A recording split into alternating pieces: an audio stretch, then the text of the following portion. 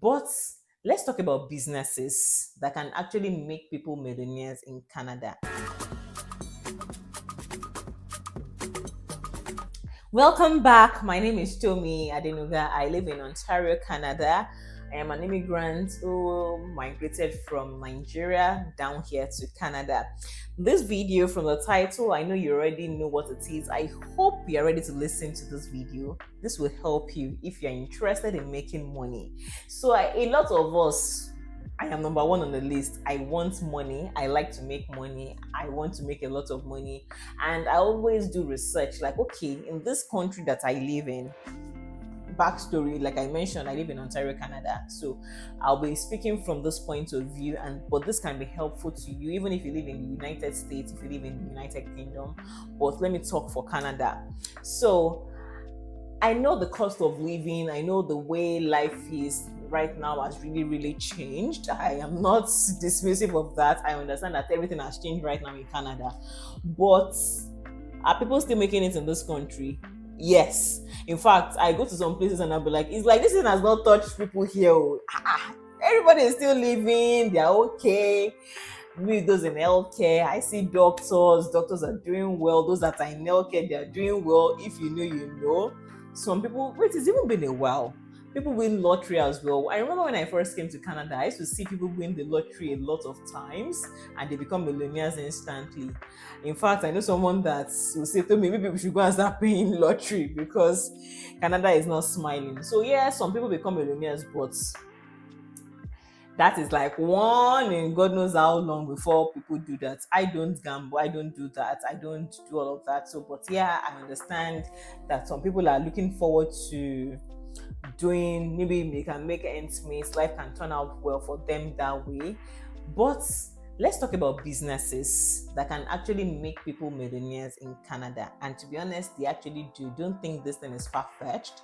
They might not look very glamorous on paper, but I always say it's that their bank accounts are glamorous.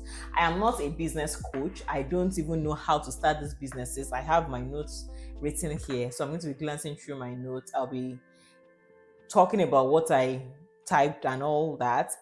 These businesses are businesses that I have done research on. I have actually spoken to some people that have these businesses. If you know, I actually have a segment here on this channel as well, Immigrant Success Files, and I speak with different business owners, different people that are in businesses, big wigs, that they've made a living for themselves, that are already successful, and they are in every way termed success. I speak with them. Some of them are even okay to come on camera. Many of them are not okay. Some of them are not okay to share their lives, and I totally understand. They're just okay. Like, let me just make my quiet money. I don't want people to know me, and I totally understand that. I respect them. I learn from them. I listen to them. I try to get things from them because these are the ways I feel like, okay, if I hear what they have to say, it would also help me.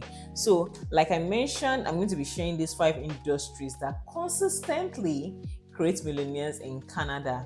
Some of these businesses are boring, some of them are unglamorous, like I mentioned, but they produce cash flow, they produce wealth and financial freedom. These businesses I'm talking about, I'm not just going to talk about them. Number one, they are in strong and high demand. People actually need this service. So it's not just about you starting a business. Which kind of business will you do? Canada, for example, we have, let's just say we have winter, we have summer. There are seasons in between, but the most common are summer and winter. Come summer, come winter, which businesses can people do or can one do that will stand the test of time, that no matter what, it will always be in demand? So this is the foundation of all of those businesses. Whatever business it is, this is the foundation of all of those businesses. They are in high demand, they are in strong demand. It can scale. These are businesses that can scale. It's not just at one level. It can keep growing and growing and growing. Like this month, you can do this amount of numbers. The next month, you can do double. The other month, you can do triple, and it just keeps going on and on and on like that. The one I love the most is that these businesses have recurring revenue. I like businesses that are not one-off. Not the one that once you buy once, that's it. You might not enjoy that service or you might not want that service again. Business is just like food. Though this is not, I'm not mentioning food now. It's just like food. If you eat today, you need to eat tomorrow as well, right? So it's just like food. It's not like it's one off. You need to continually, like, you have to you need to, like, till the world ends, you need to continue eating. So that is the kind of stuff I'm talking about, like recurring revenue. Customers will keep coming back and again. There are many things like that. We can argue many of these businesses like that. We can see, oh, it has to, maybe like a gas station, people will continually fill their tanks with gas. But I'm not talking about gas stations today, but I'm just talking about businesses like that, that no matter what, people actually need them. They have recurring revenue. They are good margins. So that's another thing. I just spoke about like gas or gas stations now. These businesses need to have good profit margins. So some businesses actually have like recurring revenue. There's high demand, but on the other hand, they don't have, like, the margin is not so high. So you're selling a lot, but the margin is not so high. That way, the amount of profits that is going to be made at the end of the day might not be so significant, might not be a lot. Let's say there's revenue of $1 million in a year. By the time the person calculates, 800,000 has gone out as business expense. A lot has gone out. The profit margin is really so small. You think of overhead costs, you think of many other things. Profit can now be 100,000, but yet is a revenue of 1 million. At that point, you're wondering, like, does this really, how does it really sound? Whereas another business did the same 1 million in revenue in a year, but the margin is really, really high, because let's say business expense, overhead costs, and all of that is at 300,000. Profit could be 700,000. That's a lot more. Or even, let's say, half and half. Expenses could be at 500, profit could be at 500. That's still manageable. That still makes sense, rather than a business, another business that you both have the same 1 million revenue, but your profit margin is just 100,000. So these are the differences between some of those businesses. It's not like I see many businesses don't have huge revenue at the end of the year. The most important thing is to discuss and to check out what the profit margin is by the time all the expenses are deducted. So if you're trying to build a successful life as an immigrant, regardless of where you stay, whether you live in the UK, in the USA, even in Canada, anywhere in the world, I have put together a course for you that will definitely be of maximum benefits to you.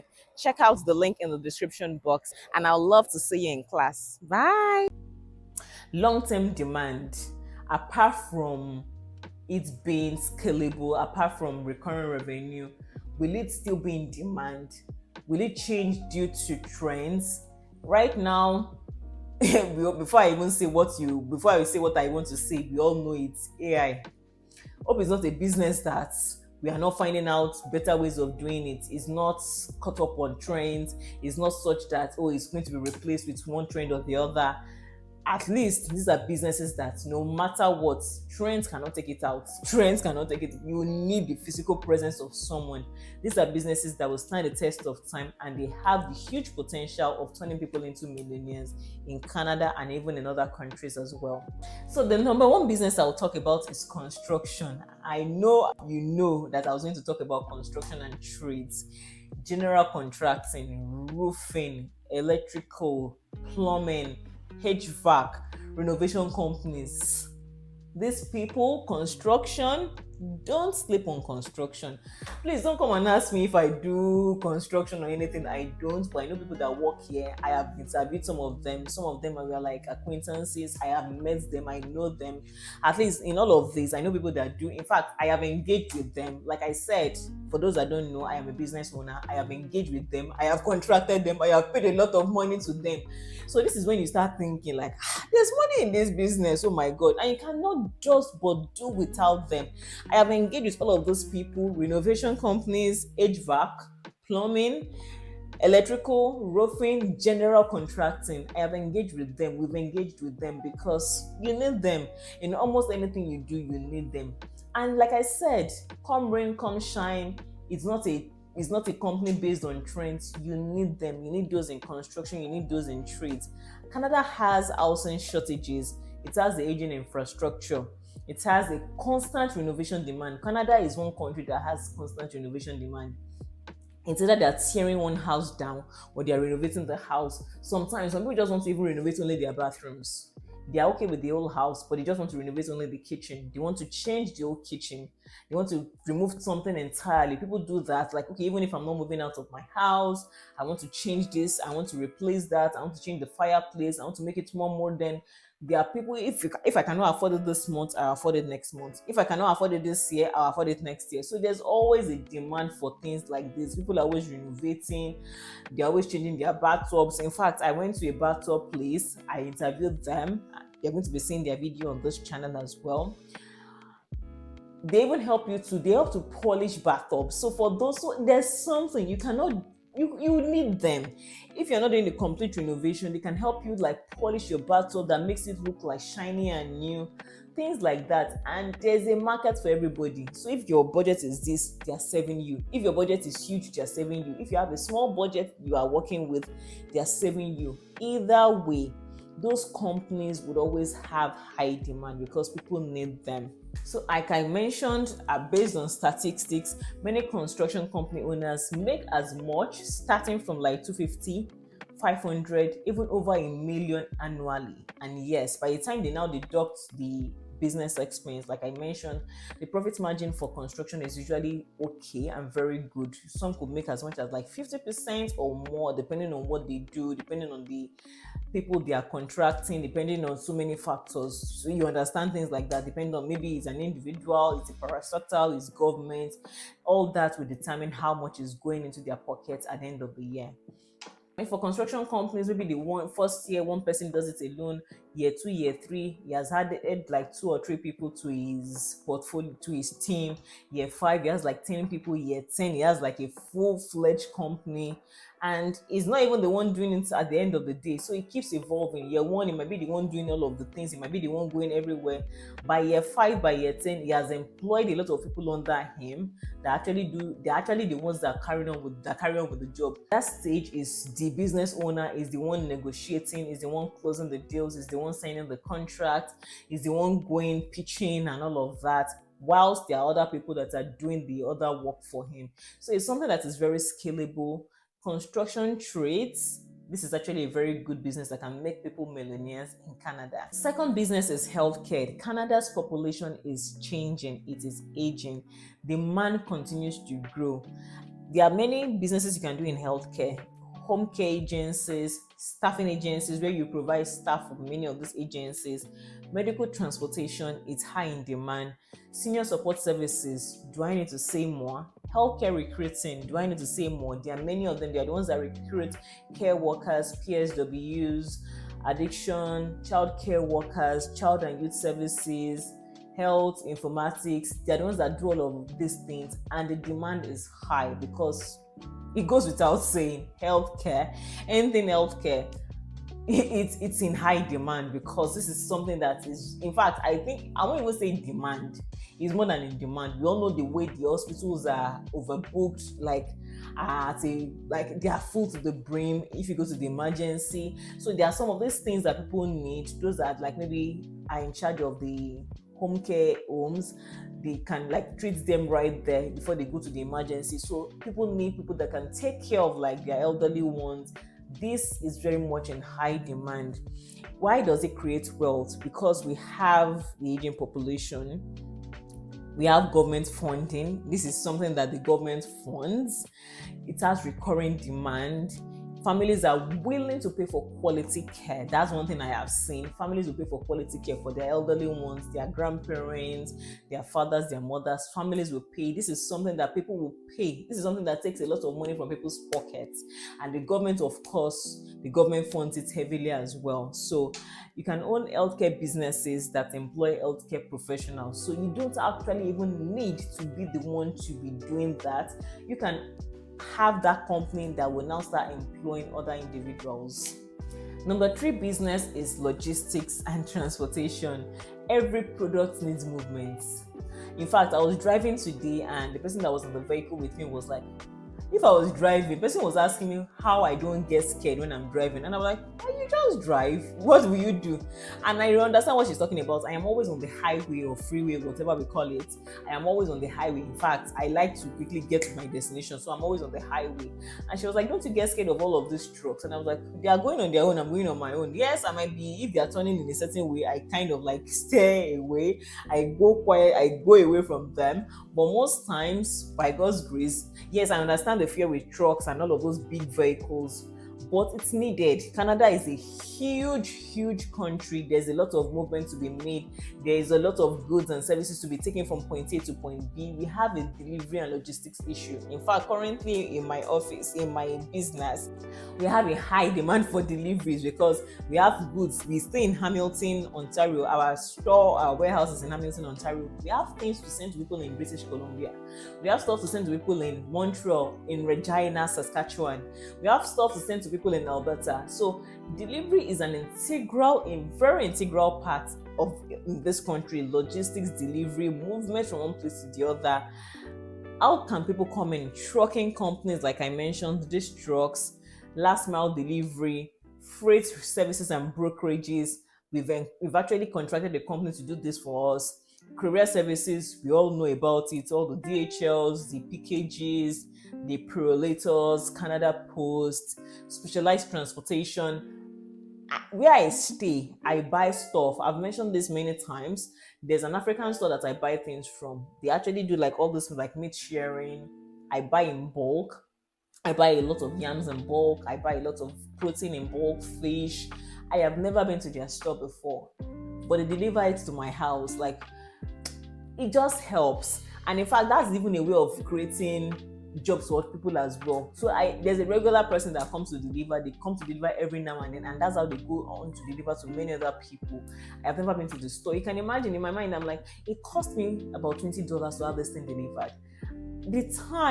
The amount of gas I would burn if I was to go down to the store, time and all of that on the road is not even worth it. So that delivery, it just makes sense. Specialized deliveries, a lot of people are doing it now. Third-party people that are doing Amazon deliveries, that do Shein deliveries, all of those things, it really helps. So Canada, and I don't think this is going anywhere soon. The moment, and for the fact that people are buying, people need to exchange, people need to buy these goods and services, people need to convey things from one point to the other. This will really be in demand. People move as well, even moving. People move from point A to point B. People move a lot. Every time you go on the road, you will see houses for sale. Someone is moving to another province. Someone is moving to another location. People are moving from here to here. So these are businesses that are very much in high demand.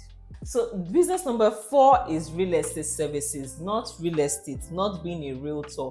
There are many other things that you can do apart from being a real estate or a realtor, so to say. You can do property management. There's maintenance companies. I think this one is even very good. Like, you don't have to be the realtor. You don't have to be the one selling the homes. If you want to, why not? But there are many other things that are attached to this. Maintenance companies, those people, they make a lot of money. In fact, it was when I started doing like real estate, I was relating with real estate professionals, realtors. I had to know that there's so many companies actually hinged on the real estate market as well. Like, if you go to set up a home, let's say you want to sell a home, you need to actually stage the home. All that interior decoration, you need to stage the home like as if people live in there. They put it together, they decorate it very nicely. That is a job on its own. That is what some people actually do. They do the staging. People actually do that, and it's also very lucrative for them. Interior decorators also do that. So they actually go to stage different homes. They charge for it. Some things are not, of course, some things are maybe not real, like the beds they use. It might be like a water bed, a bed that pumps and you pump air into it, but it's made to look very real. That in itself is something that people can do. Landscaping as well, cleaning companies. You can imagine the thousands of houses that are being built every time. They actually contract these houses to be cleaned to cleaning companies that come to clean, and sometimes even after then they are like on a regular schedule, on a maintenance kind of thing that they go there every time to continue to clean. Snow removal, home inspection. Home inspection is when, before you buy a house, and this is something that most people don't talk about. I believe that by the time you're buying your house, or before you buy a house, you'll have done home inspection. I have done home inspection for people before. Like I mentioned, I work in real estate, so I understand what home inspection is. Before you buy a house, the house might look very beautiful. You are just looking at it and it looks very beautiful. You have to get a home inspector. They will go, there's a way they will check it. Oh, this staircase is not well aligned, this bathroom has this fault. They check all the faults that you don't see. So you're just looking at a very beautiful home and you think that it has ended there. They are looking at what could cause trouble. They go down to your attic, they go down to your chimney, if the house still has a chimney. I've actually seen a house that they did a chimney sweep for, and like you have to change all of this. So things like that, they check everything, the ceiling boards, the floorboards, when it was changed, they check, they tell you when the pipes were installed, how long you can use it before you need to change it, if the house is new, how long it has been for. Home inspectors too, these are people that make money off real estate. So you don't even have to be a real estate agent, you don't have to be a realtor. These are places where you can still make money without you being a realtor. So I think when there are things in demand, people should just look out for other surrounding places where they can also make money without the very obvious ones. So when you talk about real estate, the obvious one is realtor, real estate agent, or real estate professional, but there are many other attributes to that one can still make money from. And restoration services as well, those that need to change one or two things, it's kind of linked to those that do home staging, pictures as well, those that just make everything look good and make it presentable before you say, okay, this is the home. There are so many people, there are so many things that go into play before you can say, okay, this is it. So it's not just the real estate, it's not just the realtor that does the job. There are so many other companies attached that do the job. Every property owner needs help. Anybody that buys a house today, they are calling for help in one way or the other. Markets go up, markets come down, properties still need management. They need management in one way or the other, for one thing or the other. Let's be the person that they will call, be the first point of call anytime anybody needs help in managing their properties. And the last business I'm going to be discussing is media and digital assets. This is actually very questionable, but it depends on the way you look at it. So for me, this is what I like to do. I've been doing this for quite some time. YouTube channels, come here, podcasts, newsletters, online communities, educational brands. Many people actually underestimate media. We just think, oh, media. But to be honest, people can actually make a living off media. Like, people can make a lot from the media if you know how to channel it properly. One video can reach 1,000 people, 10,000 people, 100,000 people, millions of people, and that is what everybody is praying for. That's what people are hoping for. What a lot of people say is, oh, the market is saturated. It feels like everybody is doing the same thing. But I would always say everything is saturated. The only thing that makes the difference is the unique spin you can add to it. Whatever you're doing, your voice can change a lot. The way you present it, your presentation, what you have to say, the value you're bringing to the table, it changes a lot, and people will just definitely gravitate towards you if they like what you're telling them. It depends on what you're doing. I like media. I don't want to say, I was almost saying I was born into media, but kind of in a way. I've always been in the media. I've always liked the media, and I don't think that is going anywhere soon. I like it for the passion. In fact, as a child, I remember I used to tell my dad, when they asked me, oh, what do you want to be in the future? I would tell him that I want to be a newscaster. Funny now that it's almost the same thing, though this is with my phone. I never knew, when I used to say that, I never in my mind, in my wildest imaginations, ever would have thought I would use a small camera or a small phone, and I would just be in the comfort of my home. I always felt, okay, I'll be on the big screen, on TV. In fact, I used to mention one popular newscaster. I love that so much. Two of them, in fact, Ruth Benemisi Opia and Tokunbo Ajayi. I grew up watching those people. I grew up like loving them. So I always wanted to be a newscaster. I would say a broadcaster or a newscaster. I've always liked media, and you can make money off media if you know what you're doing. It can take some time, but the voice it gives you, the platform it gives you, the opportunities it gives you, honestly, these are things that money cannot buy. And that's what I look at So it's not even like in terms of money, physical money. There are times that it places you in rooms that you cannot even pay for. For me, that's the biggest privilege that I cannot pay for. I have met some certain people. I have met a lot of people. I have been in rooms whereby I never thought I would be, based on the fact that I speak, based on the fact that I have a voice, based on the fact that I have a channel where I want to share things with people. So the media is another thing I like it for. Is you cannot even, it's an industry that is difficult to gauge.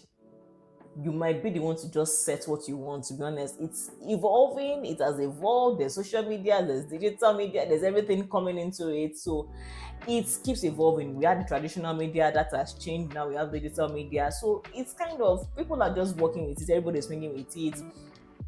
The sky is the starting point. It's not an industry that you feel like, okay, maybe in a year, this is the amount of money you guys think you can make.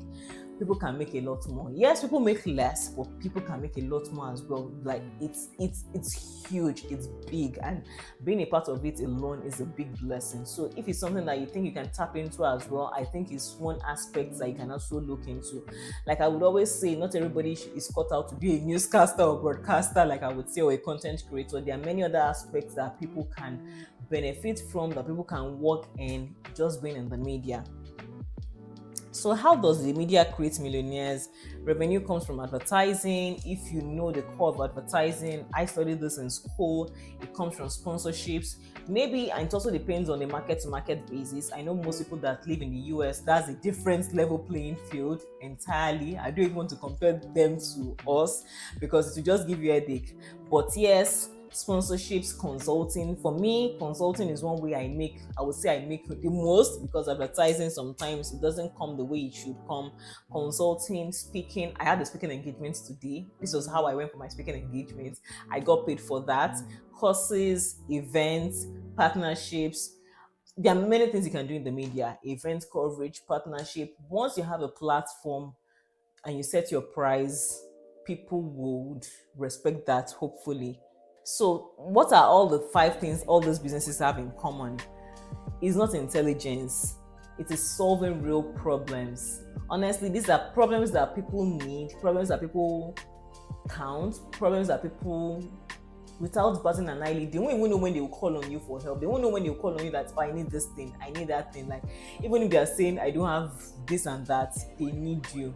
So, these are businesses that people actually do need you. Construction solves housing problems. Healthcare solves care problems. Logistics solves transportation problems. Real estate services solves property problems. Media solves information problems. So information is very key. News is very key.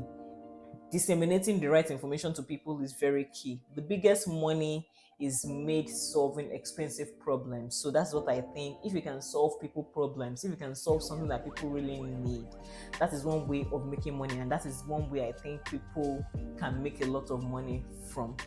So one of the biggest mistakes that a lot of people make, sometimes people chase trends, people chase side hustles. It's not as if side hustles are bad. People chase viral ideas. It's not as if these things are bad, but sometimes, just like the way it is, it can be viral. After some time, it has lost its taste.